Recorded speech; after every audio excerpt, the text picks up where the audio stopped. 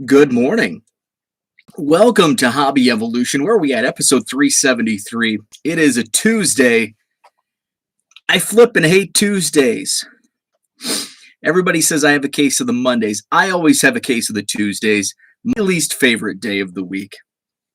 Now, when I was in radio, I did morning shows for pretty much my entire radio career from 2002, 2001, 2002, up until I went into the university in 2011.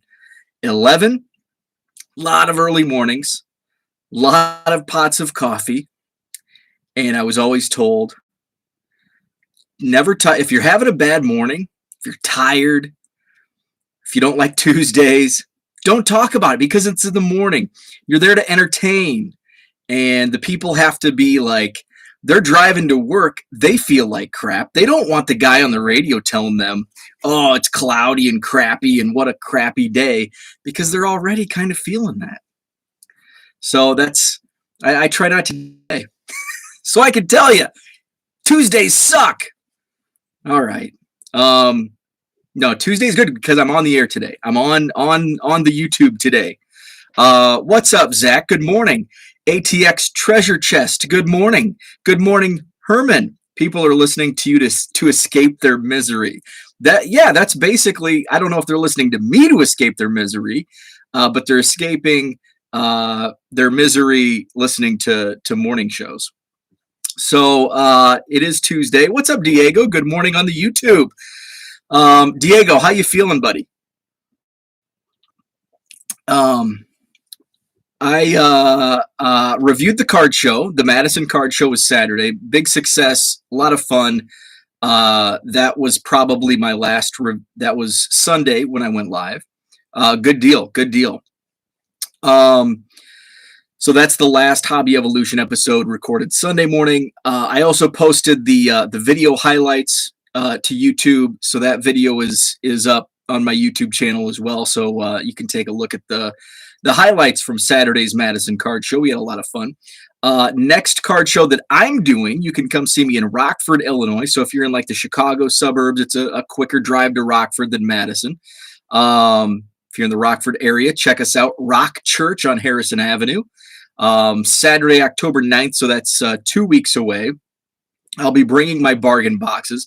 I finally got a little organized. I spent a little time Sunday cleaning up this card room. It was a flippin' disaster. I filled all of my shipments, I have these envelopes and it has the peel off on the labels, and I can pull one up, my label printers.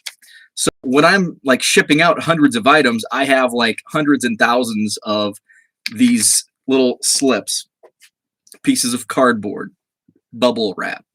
And I hadn't cleaned in a couple of weeks. So my floor, you didn't know I had a floor. Well, the floor was little slips of paper. So I filled two trash bags, two full trash bags of those little paper slips. My wife had a heart attack. So I got the room cleaned up. So I'm feeling a little more streamlined, I guess. So I don't know where I was going with that. I was on the path to saying something. So I'm feeling good, streamlined. So I am going to add to my bargain boxes because Saturday at the show, I basically took the same stuff that I've always taken, which, one of my biggest pet peeves going to a bargain box, and I experienced this at the Wisconsin Dell show last month, was my favorite bargain box vendor had the same stuff that he had 2 weeks prior at the National that I had already gone through. So I still found some stuff because I didn't go through every box at the National. But a lot of the stuff was the same. So I know that my customers, that come back every month and want to dig, they don't want to see the same stuff. They want new stuff. So I got to turn on adding to the bargain boxes. My thought process here with my bargain boxes is take my regular boxes to Rockford, but I'm going to create all new bargain boxes And I may just bring a couple. And I talked about this last month, a few weeks ago, heading into our September Madison card show, that I would have like a box specifically all new for September. So I'm gonna actually put that to practice this coming show, our next show, October 23rd. So I'm actually gonna have, okay, this box is all new for October. These are older boxes. So if you're a returning customer, you know what is new and what's not, because a lot of times I'll just, okay, I've got 200 or 300. I picked up some bulk packs or whatever, repacks, and tossed a few hundred cards in, and they're just mixed in every which way. And you know, if you were there last month, it's like, I don't want to dig through 16 bargain boxes to find the vein of 100 new cards. So gonna have an all new bargain box for October, or maybe multiple, just depends on what I find. So that's what I'm gonna do for next month's show. Herman has spent a week on his card room. Awesome. Well, I don't know. It's not really awesome, is it? Actually, sometimes it is. When you find stuff, it's like, oh, hey, I forgot I had that. Thanks, Diego. Also, my Cubs card update, before I get into the eBay talk. Cubs card update.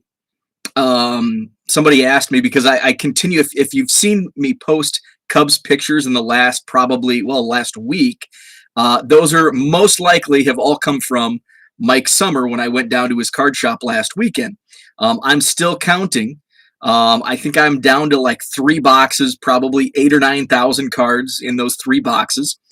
So I continue to count. I found another, I'm going to have to post it today, an Andre Dawson, which I've never seen before. He's not even pictured on the card. So it's pretty cool. It's kind of starting lineup-ish. It's on the lines of like a game. I guess it's more of a old Milton Bradley, or what was the other? Was it APBA or whatever? It's kind of a mix between, because the Milton Bradley actually have, and I can show you a picture. This is a Milton Bradley card. It's Mike McCormick, but on the back is like stats and stuff for like a game. But I think the APBA, and I think that's what it is, those are like all text, no picture. So this is kind of like, there's a picture, but it's like a generic picture, and it's for a game. I'll tweet a picture out later. Andre Dawson. I have a couple more boxes to sort through. My guess is right at the 700,000 Cubs card mark. That's kind of where I'm at. There's a couple other boxes. Dan and I did a trade at Mike's shop for Cardinals. So got a few hundred from Dan to count as well. So I'll get those all counted up, hopefully in the next few days, and have an accurate count, and I can update the Cardometer, update the website, update the Twitter, and all that good stuff. So around 700,000. What's up, David? Oh, also, by the way, David reminds me as he checks in on the chat, for those that like wax, Bowman Chrome hobby boxes are still available. At least they were late last night. And late night for me is like 10 p.m. So at 10 p.m., there were still hobby boxes of Bowman Chrome available on Fanatics. Now, here's some tips. The Fanatics, now on blowout cards, which is typically among the cheapest online seller of new sealed wax, and it's usually within $5. Like if they're not the cheapest, they're within $5 of the next closest, and their free shipping is also probably the lowest among the major players at retail. So that's why I always buy from Blowout. Anyway, Blowout's prices for a hobby box is $280. Fanatics, $250. Now, also, if you are a member of Costco, and I believe Sam's Club as well, you can buy Fanatics gift cards. And I checked this last night because I'm considering buying some more Bowman Chrome hobby boxes. Through Fanatics or through Costco. If you're a member, you can buy $50 gift cards to Fanatics for $40. So you can get that price down pretty nice. So you can buy, what would that be? So 5 gift cards, $250 would cost you $200, right? $250, 200. So you would get your hobby box of Bowman Chrome for $200, which is a dang good deal. So David checked in and reminded me because we chat back and forth about new wax, and I always tell him, like, I'm done. No more new wax for me, and here I am buying up Bowman Chrome. Although I haven't bought any more since the Topps release last week that hasn't shipped yet. But I would at $200, and I have like $20 in fan cash from previous Fanatics purchases, so I could get my price down to like $195. How much did Topps sell Bowman Chrome Hobby for? So the Topps website was, I think, $180 before tax and shipping. Now there's I think after tax, I think I paid like $210. I think after tax and shipping, I think I paid $210 per hobby box. So Fanatics, if you have a Costco or Sam's Club membership and you can get those gift cards, you can get that price down to $200 on Fanatics code. That if you even go to the Fanatics homepage, it's free shipping on Fanatics. There's no other. It doesn't appear that ball cards are eligible for any of the like 20% off codes. So I did try a few. I Googled and I tried a few. So yeah, fanatics.com for those. What else? Let's go into eBay talk. So Nick, who I don't know if you've checked your email, but Nick, I didn't get to that last night, but I did send the file exchange template. Nick and I were talking. He sets up at my show, talking about eBay sales. What's up, Hayden? Good morning. Talking about eBay sales, and they've kind of slowed down. And I've noticed that as well. And I always keep track of my 90-day numbers. And so my turnover, my inventory turnover stays consistent between 0.8% and 1.1%. And that varies. Once I do a big file exchange drop, it drops down to 0.8% or 0.9%. And then over time, if I don't continuously upload new listings, it'll get to about 1.0, 1.1%, which is where it's been at here recently in the last couple of weeks at least. So I'm looking at that, my daily. So I've about a month ago, I think I wrote all this down on my whiteboard in front of me. I was at 33 sales per day. That number has risen through the month of September to 40. So I'm right at 40, hovering 39 to 40. So September 1st, my inventory was at about 1.2%. That was on an average of 3,000 listings. Since then I've done several file exchange uploads, and my numbers are 30. I think I have like 3,800 active listings.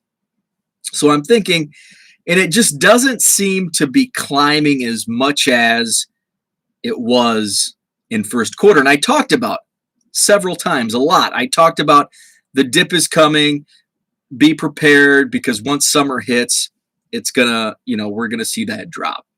Are people still buying cards? Absolutely, yes. Are people buying as many cards as they were in January, February, March? Absolutely not. And so I looked back. So my numbers over the last 6 months have stayed steady, based on 3,000 to 4,000 listings. And here in the last 30 days, it's been closer to 4,000 listings. 40 sales per day, 1% inventory turnover. Back in the first quarter, I was averaging around 3,200 active listings. So I was closer to that 3,000 active listings mark. My inventory turnover was twice the amount. I was selling on average over 2% of my inventory on a daily basis. My peak in early to mid-March was 77 sales per day on about 3,200 active listings. So that number has, it was a much sharper decline than what I expected. And I've been running all my numbers based on this 1% mark on inventory turnover. And, it's like, well, the numbers don't seem to add up to what I was doing 9 months ago, and they don't. The sales have been slashed in half. So there's not that demand. I mean, I was pulling out back in the first quarter. I was pulling out junk wax era rookies that were selling boom immediately because we still had a lot of people coming in that were, nostalgic. Hey, I'll pay $250 for that Barry Larkin 87 Topps rookie, and now it's regressed to the is it regressed to the mean? I think I slept in that day in math class. So it's regressed to the mean. Now it's tough to sell those Barry Larkin 87 Topps rookie cards. So I looked at, and I've been tracking my promoted listings, and I really wanted to hit that 4 million impressions mark in the 30-day time window, and I hit it yesterday. So I checked this morning, and I'm like, yes, I wonder what it's up to now, and it dropped below 4 million. And I actually have the most recent file exchange upload is not promoted yet, because I don't have the. I will look into it eventually, but right now I'm just like bulk promoting. So I'll upload several hundred cards, a couple file exchange uploads, and then I think I'm going to do it 1 month at a time. I just did like a September promotion, basically, where I'm just going to, okay, everything that's not promoted, you just go in and bulk promote it. So there's about 200 listings or so that are not promoted. But I did a big September bulk promotion. I can see, I'm looking at the chart in front of me, and it went from September 14th, impressions for promoted listings, 81,385. The next day, 109,000, 137,000, 151,000. And then it peaked on September 19th, 5 days later, 183,000 promoted listing impressions in that day. And it's kind of stayed consistent around, looks like 160,000 looks to be my average here over the last week. It was 155,000 back on Sunday. Yesterday was 127,000. So my promoted listings in the 31-day window, 3.986 million. So just shy of 4 million impressions. My clicks, and I wrote down once I started that new campaign on September 15th, I was at 3.4 million impressions. So that's gone up. My clicks have actually decreased from 4,800 to 4,700. My sold items have increased from 306 to 365. The sales numbers are about the same dollar-wise. So those are my promoted listings.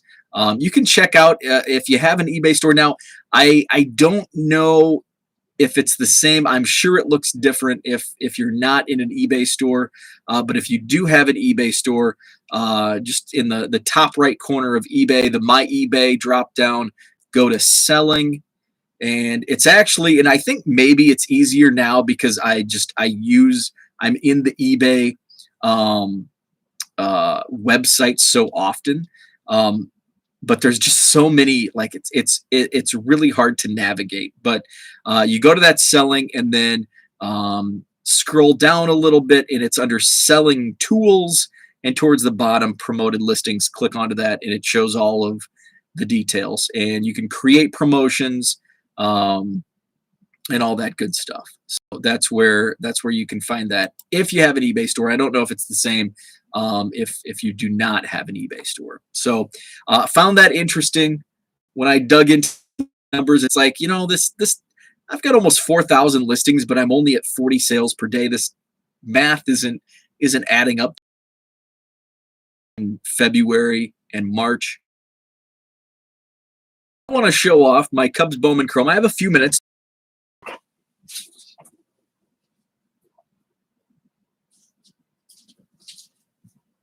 Talk amongst yourselves. Okay. So let's see. I don't know where those came from. Oh, those came out of the repacks I bought at the show. So my Bowman Chrome. So I was in that Real Breaks break last Wednesday. The break took place Wednesday. My cards arrived Saturday morning in my mailbox. Now, Real Breaks, this was with Tom. He's like 2 hours away in Wisconsin. But super fast shipping. I think it was shipped out the next day. So that's awesome. So let's show off the Cubs. Start with the base. Chris Bryant, veteran base.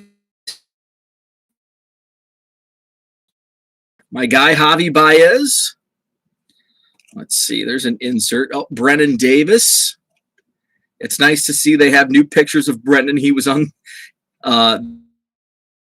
was used in 2 different Bowman products, and then a similar photo was used in another. Let's go to the rookie, Braylon Marquez.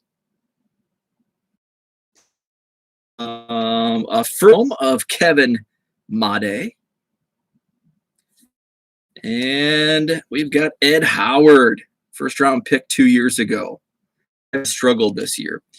Insert is Dawn of Glory. That's a pretty cool. I like the pose. That's a sweet pick. There's another Made, Howard. Oh, we've got another. I love this photo. I love the trees in the background, the sky, and then you've got that refractor finish. Summer Camp Brennan Davis. He's going to be a stud. Look out for him in 2022. I have added him to my fantasy team. Now he's not going to be a keeper, but I just have him just for the few months until we have to like delete our roster and only keep 5 players. 40-man futures, Ed Howard. And I think that's up. Okay, everything else is duplicates. So those, and I need to get those added to my Cubs count as well. So there was also, I pulled 3 Christian Hernandez first Bowman Chromes.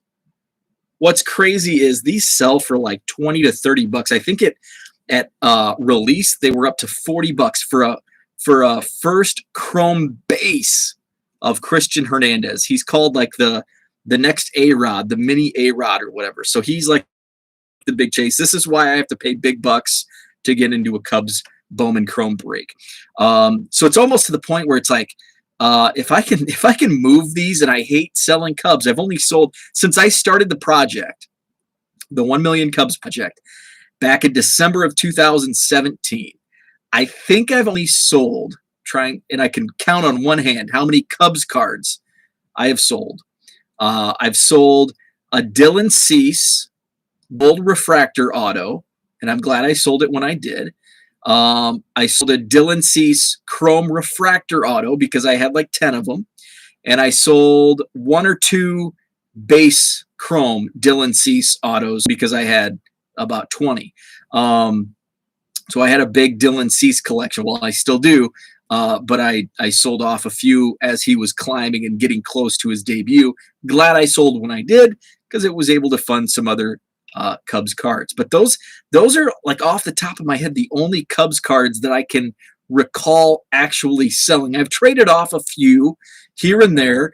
If a Sandberg collector comes along, that's usually what it is. There's a lot of Sandberg collectors, and we'll trade. I did trade a Dylan Cease. I had a bunch of Dylan Cease Chrome autos. I traded one to Blades of Steel on Twitter. And I traded one to, I think, Greg out west. And he traded back. I traded him a Cease auto. He traded me a Miguel Amaya auto that I didn't have. So I've traded a few. I've sold just a couple. But it's like if I can get $30 for a base, because I have 6 boxes coming from Topps of Bowman Chrome. And it's like if I pull a couple, if I pull 1 or 2, do I need 5 Christian Hernandez base Chrome? So we'll see. Probably not, because those 91 Topps Don Zimmers sold for $5-10 a pop, and I've got 1,000 of them. I could buy some really nice pre-war, and I just can't do it. I can't sell Cubs. So that's my problem. It is kind of dumb. It's it's financially dumb because when you have like 1,000 junk wax era Don Zimmer cards that you could sell and fund like a Cap Anson, Allen and Ginter, That's just dumb on my part, but I don't care. I love the Cubs cards. Brennan Davis, Purple Shimmer, numbered to 250. So that's a sweet card. Do I need 5 base chrome? Right? Here's a Miguel Amaya. This looks like a pink shimmer, numbered to 199. This was my highlight. Javi Baez green chrome refractor, numbered to 99, and then a refractor of Kevin Made, numbered to 499. No autos, no Cubs autos were pulled in my break, which is kind of a kick in the butt. That's another reason why I kind of want to sell one of these Christian Hernandez, because I paid $245 for that, and no autos. If I would have pulled an auto, I would have felt much better, but I didn't, and now has me thinking about selling a Christian Hernandez, just to recoup some of the money that I spent on a bunch of base and a couple of refractors. So that was the Cubs break. No notification from Topps regarding the boxes that they sold last week. So who knows? That's kind of why I'm thinking about buying the 4 boxes. Buying 4 boxes from Fanatics is the longer it goes, the easier it is for me to hold sealed wax. And I actually the funny thing is I had this discussion with a couple different people at the Madison show this weekend, talking about sealed wax and holding and selling, ripping. And I have a really hard time with holding sealed wax. I do have some mega boxes sealed. I have like 12 sealed left. The reason I still have that many left is because I opened so much. And so now it's like, and it's gone cold. Okay. So the Bowman Chrome, by the time I get it from Topps, it may go cold and it's just not worth a rip. And it's just like, well, I'll just sit on it for another year. And it's Bowman. Like 99% of sealed Bowman goes up in price. There was a couple years, 2015 really stunk. Like the regular 2015 Bowman. There was another year that kind of stunk. But it typically always goes up. 2008 was another year that really stunk. So it's 7:15. I've got to run. I'm not sure if I'll go live, what days I'll go live the rest of the week. Friday, you can probably count on a live show Friday morning. Maybe not tomorrow. Topps direct shipping is a total mess. I used to get them next day, even using the cheapest shipping option. Now they're taking at least a week and a half. Yeah. Not only is Topps slow, but the whole, I've had so many lost mail claims, or not lost mail, but like non-received claims lately. Some of my stuff that I've bought is taking forever. Like I had a priority mail that took like 11 days on a 2-day. It should have been a 2-day ship. Took 11 days. It was just stuck. So here we are, and we're only in September. Just wait till we get to November, December. It's going to be absolutely crazy. So yeah, Topps hasn't even. So those orders. When did I order? When did they go on sale? Last Wednesday or Friday? Probably Wednesday, maybe Thursday.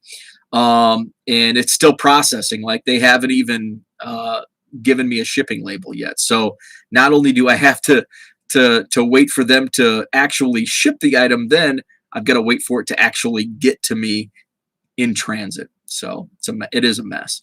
So that's what I had for today.